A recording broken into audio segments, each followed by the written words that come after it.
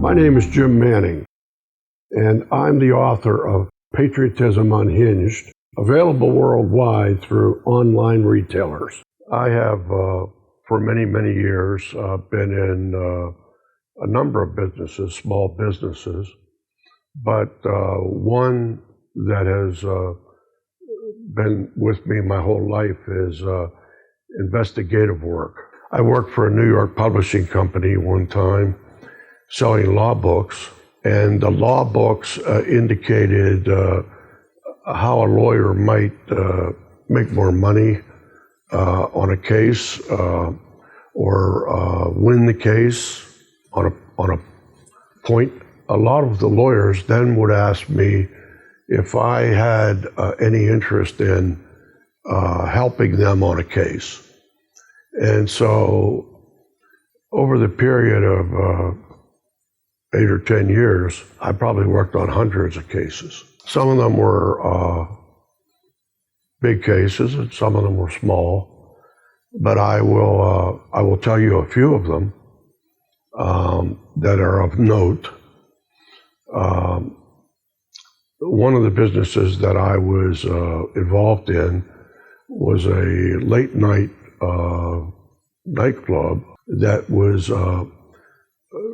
membership of people in the hospitality industry, restaurants, hotels, that type of thing, and medical people who got off late and wanted to go by and enjoy themselves for a couple hours. Many, many years ago, I found out that when you're in that business, you get the cops and the robbers.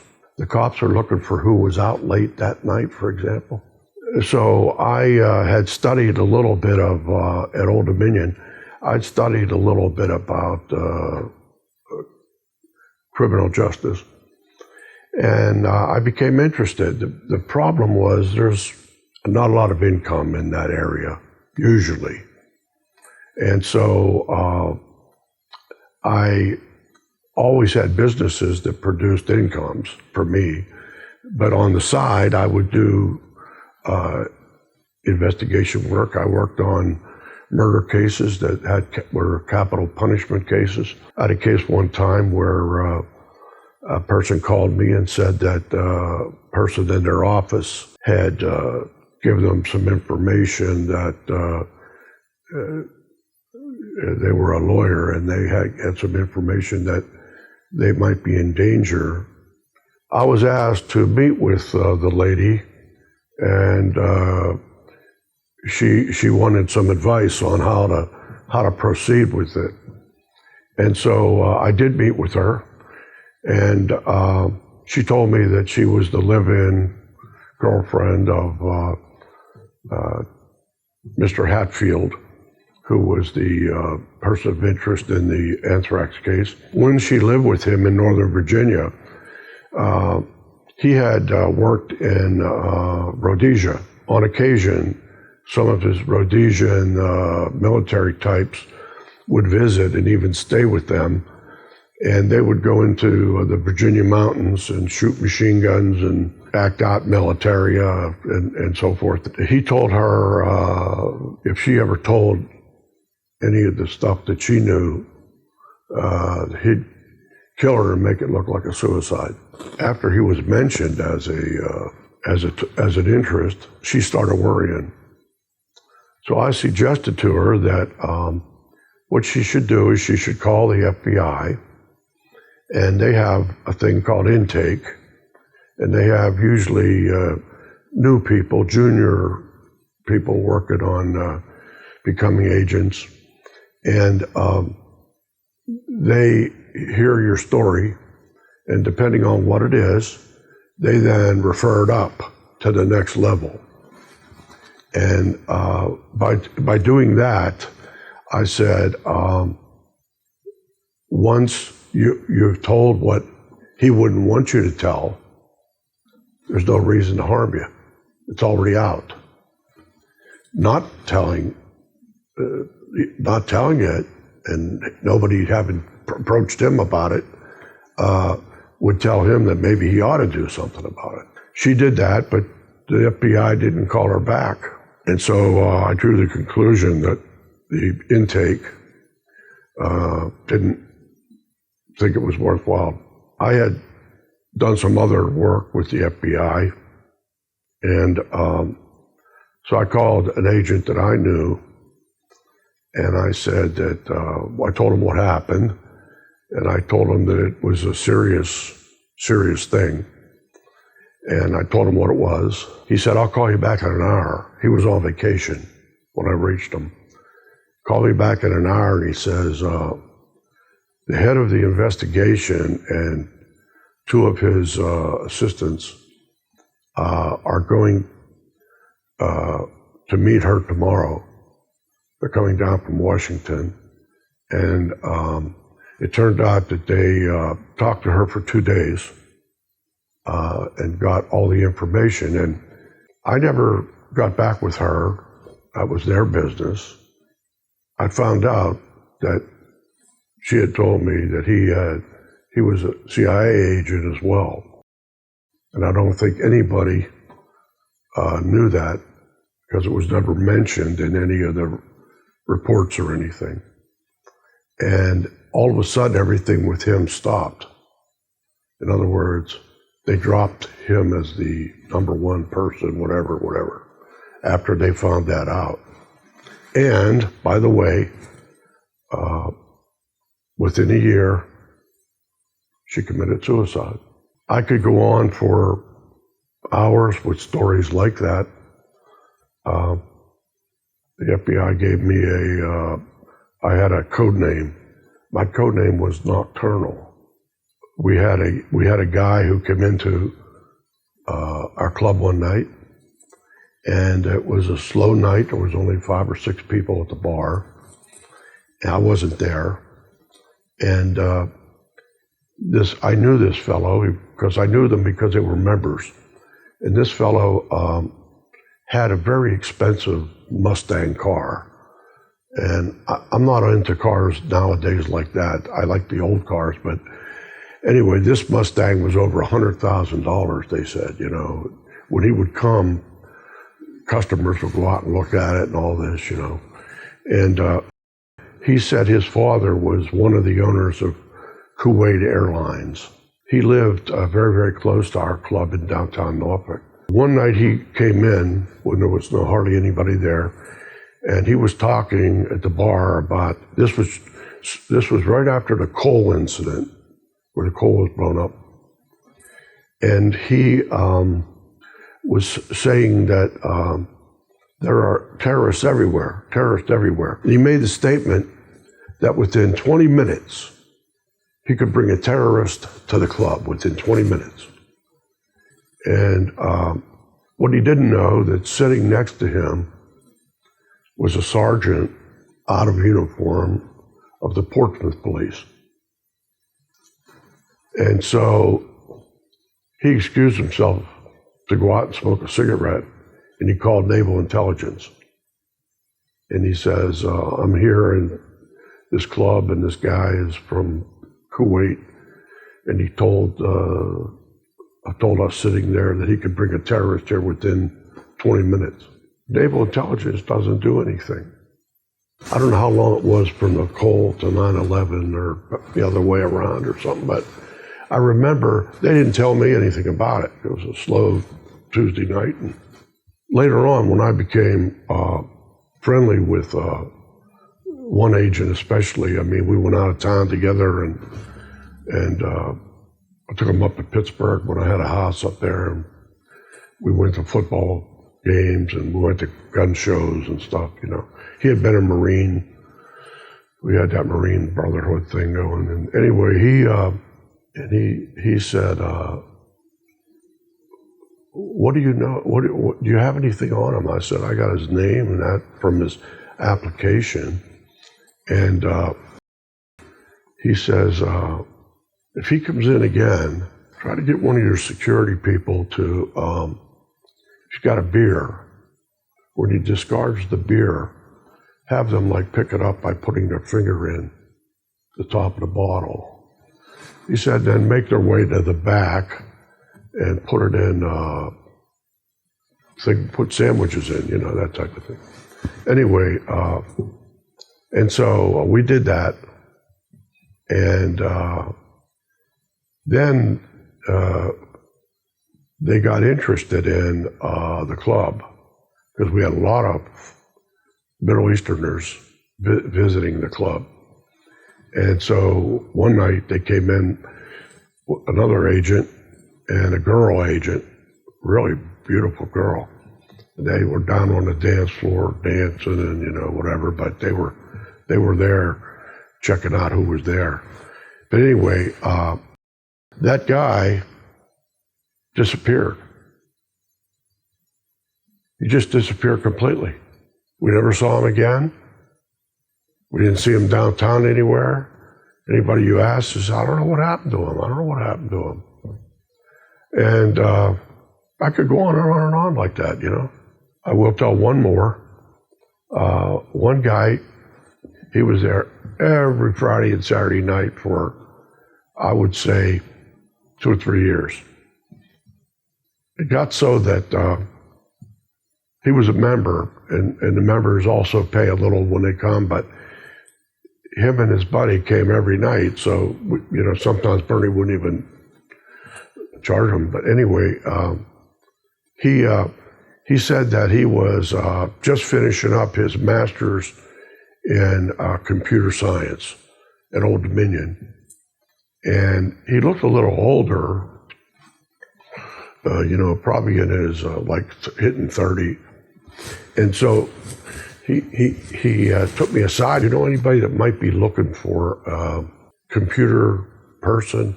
He said, I need to get a job or I'm going to have to leave the country. I said, really? He said, yeah. He says, I don't know what to do. I said, well, your resume should be wonderful with a master's degree. And I said, he had told me before he spoke Arabic and French. He knew 3 languages. I said, tell you what, why don't you give me a copy of your resume? I said, my daughter works for a government contracting firm, and that's all she does is computer work. I said, and maybe they'll give you a shout, and you might end up, with them, and they make good money too, I think it wasn't the next weekend he comes in, and it's only a 1-page front and back. It's got all his stuff on it. And I said, great. And I put it in my back seat of my car. So the next time that I saw my daughter, I'd have it with me. She lives over on, in Virginia Beach, and we don't get together that often. A couple of weeks went by. I'm sitting there one night, and I said to myself, the FBI might really want this guy. Computers, translations, all of that stuff would be very, very helpful to them. So I called my buddy, and my buddy says, oh yeah, he says, somebody that speaks Arabic, he says, we would give them a job, but if he was good, he would probably go up quickly, a couple of years, he'd go up looking for guys like that all the time. I've got his thing, but I don't have the right car tonight. I said, I'll give it to you next time I see you. So anyway, here's what happened that was so interesting.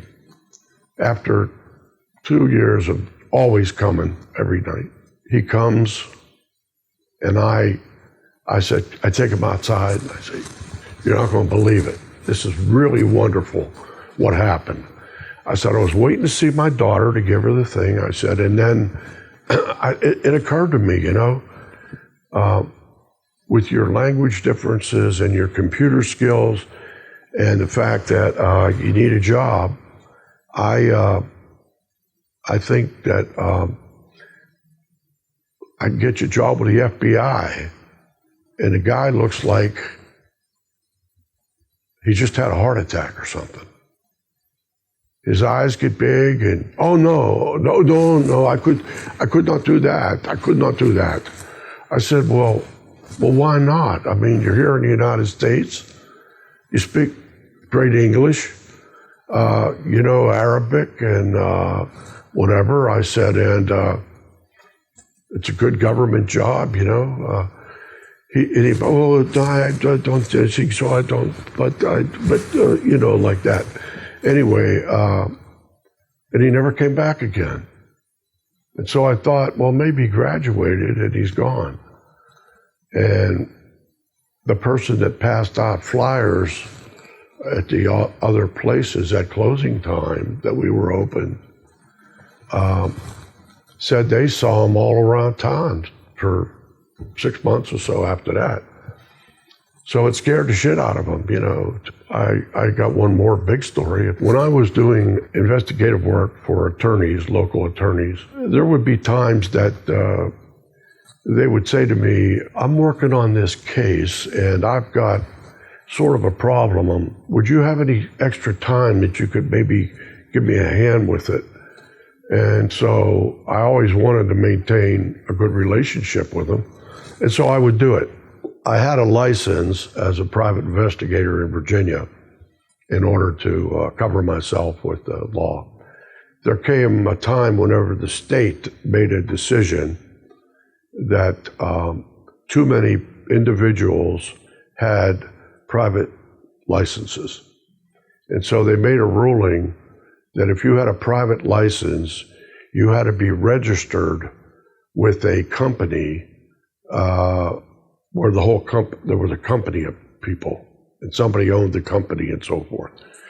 And so I looked around, and the closest company to me was 3 blocks from where I lived in Virginia Beach. And so I went down there, and I went 2 or 3 times because there was never anybody there. And finally, I got the phone number, and the phone number was a mobile number. And the guy answered, and I told him that, you know, I'd been an investigator for quite a while, and that I needed to get myself aligned with an agency for the new regulations. And so he said, yeah, and so we met. He seemed okay in the first meeting, and so he said, but what you have to do, you have to go through a 30-day, 5 nights a week for 4 weeks course, ending with shooting on the range. It was only 3 blocks from where I lived, except that it was so small. They had it in a office complex about a half a mile away, and so they met there. And there was a class of about, I don't know, maybe 15, 20 people. He tried to become extremely friendly with me. He had a partner who was a Marine captain, and the captain was in charge of the White House Marines, the ones that opened the doors and so forth up there. And one night they asked me to go out with them, and we went to the Navy SEAL private club. He got his friend to do the Marine captain to do his trick. And his trick was he would take a cocktail glass and he would start to eat it. He would actually chew off the top of it. I thought it was a little dodgy. I didn't go out with him again. But then he was having a discussion about the new use of cameras. And I mentioned that I was using a camera. And in those days, the camera was a big thing like this. And it had a tube down to something else that you were carrying. I guess that was the battery. It was in operation to use it, but we used it for family matters, and I used it on occasion. If somebody were trying to fraud an insurance agency on, say, a back injury, I said I've used it several times where I've gone and put a bag of cement in front of their garage door and got up early enough to see them go to work. And then from across the street or down the street a little bit, I was able to film them, zoom in on them, and film them picking up the bag of cement, which then reduced the amount of money that they were going to get considerably. I said things like that. So he said, you know, could you bring that over and show us tomorrow night, you know? And so I said, oh, yeah, sure, I can. I put a small TV in my car, and I'm thinking, what am I going to show them? So I get there a little early, and I go up the steps from the first level to the second level. Their office was on the second level. And as I'm going up, I've got the camera on, and then when I get up there, I go to the door, and I say, door here, Jimmy Marks, and old-fashioned alarm tape up and over, but unconnected on the right side, 4 feet up. And so I'm doing it like an investigator would do it, you know. So I get back there and I set it all up, and I see his car pull in. So the way this place is set up, I went down and I was inside. He pulls the car in, and I start filming him. Gets out of the car. He opens up the back door, he takes something out of the back, closes the door, opens up the trunk, looks around, puts something in the trunk, and gets something else out of the trunk, closes the door of the trunk, and then he starts to walk away from the car, and I start to zoom in on him. And he stops, like he's thinking, and he turns around and he goes back to the car, and he does something in the trunk. Then he comes around and he comes all the way back down, and he's out of my thing because he's now on the front door and I'm over on the side of the building. It comes time, and he asked me to show him how I do it. I show his office and go all around everything and telling him what I'm doing, you know, and then I show what I shot of him getting out of his car and doing all that crap. This guy and the Navy and the Marine captain had approached me like 3 times to be the third partner in their company, and I declined all the time. So I'm just too busy. I graduated, got my 30 days in or whatever it was I had to do, and I was registered there with them, but I never had any contact with them after that.